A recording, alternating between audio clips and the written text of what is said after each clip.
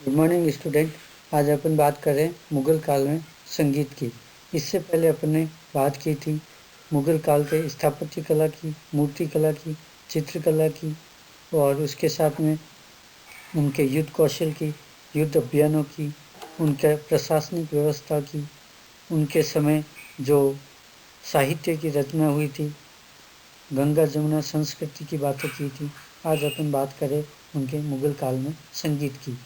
सर्वप्रथम संगीत का जो मुख्य उद्देश्य था वह देखें तो एक तो आत्म अभिव्यक्ति, मनोरंजन, आत्मा का परमात्मा से मिलन करना और तत्कालीन परिस्थितियों को, भावों को व्यक्त करना महत्वपूर्ण था।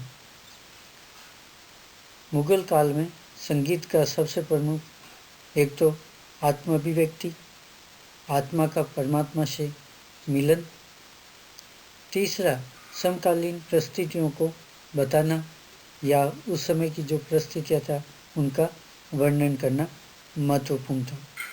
उसके साथ में आनंद प्राप्त करने के लिए भी उसका प्रयोग संगीत का किया जाता था। मुग़ल काल की सुदृढ़ प्रशासनिक व्यवस्था होने के कारण चित्रकला, मूर्तिकला, स्थापत्य कला के साथ साथ में उन्होंने संगीत कला को भी बढ़ावा दिया। बाबर के समय में देखें तो गान की गोष्ठियाँ करवाई जाती थी, उनका आयोजन होता था, रात भर आयोजन चलता था और उन समय उसका आनंद लिया जाता था। हुमायूं के समय देखें तो हुमायूं खुद भी सोमवार व बुधवार को निश्चित समय में संगीत सुनता था और उनकी गान गोष्ठियाँ होती थी, यानी हर सप्ते में 2 दिन उसने निश्चित कर लिए थे, सोमवार और बुधवार को वह संगीत सुनता था और उनका आनंद लेता था।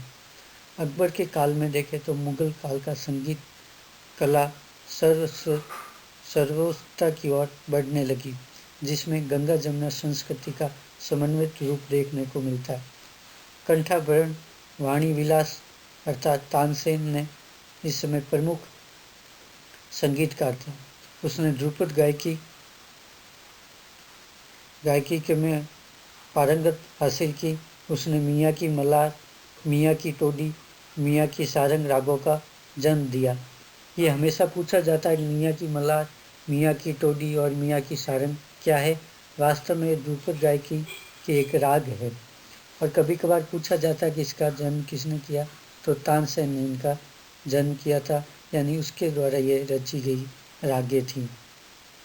ध्रुपद गायक में अकबर के समय अन्य और भी संगीतकार थे, जिसमें रामदास, हरिदास, बैजू बावरा प्रमुख थे। उसके दरबार में और भी अनेक संगीतकार थे। सुभान खां, मियाँ लाल, चांद खां प्रमुख थे।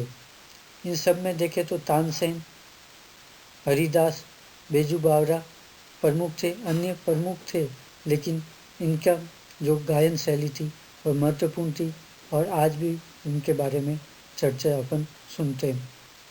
इस काल में ध्रुपद की 4 शैलियों का विकास हुआ: नौहर शैली, खंडार शैली, डागुर शैली और गौहर वाणी। ये प्रमुख 4 शैलियाँ ध्रुपद की इस समय विकसित हुई।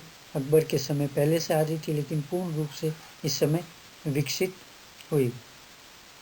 फुडरिक विठल ने रागमाला, राजमंजरी, षड राग, चंद्रयोग, चंद्रोदय लिखी। ये प्रमुख थी और इनके बारे किताबों के बारे में पूछा जाता है।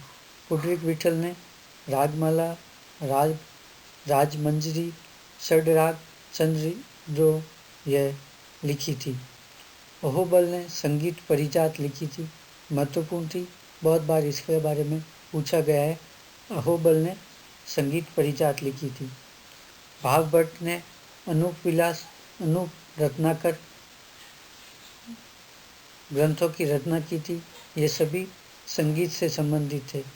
अबुल फजल ने हिंदी गायकों में बाज बहादुर को सर्वश्रेष्ठ माना।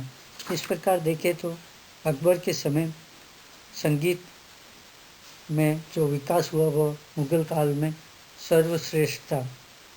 एक से एक बड़े संगीतकार थे, नृत्यकार थे।